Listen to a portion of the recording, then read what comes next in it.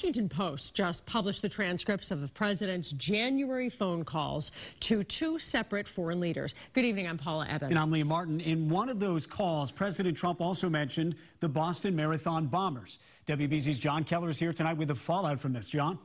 Yeah, Liam, Paula, in the transcript of his phone call with Mexican President Enrique Peña Nieto, the president presses his case for the expanded border wall and criticizes Mexico's efforts to stop drug trafficking. And that's when he drops the description of New Hampshire that's drawing bipartisan condemnation.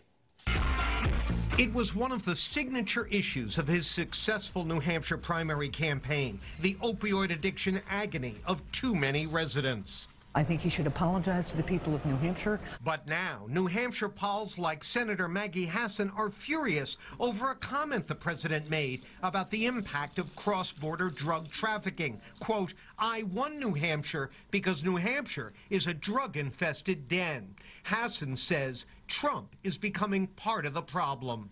I am outraged by the statements. I'm also outraged by the fact that while the president says one thing, he says that he said during the campaign that he wanted to address this issue, that his actual proposals since becoming president have really undermined our efforts in New Hampshire to beat this thing.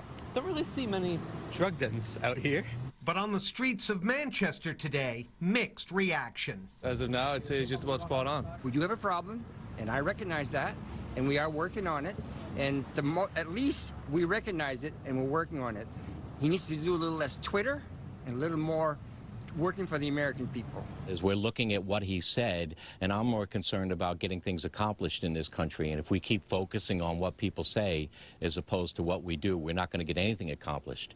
I think that's a terrible characterization of any state, let alone, our state. But that just goes to show what type of president we have. I mean, look at the man's character.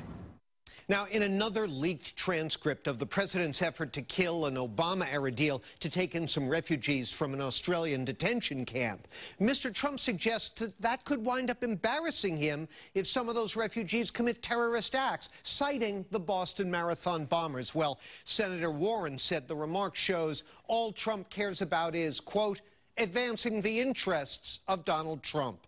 Paula? John Keller, thank you.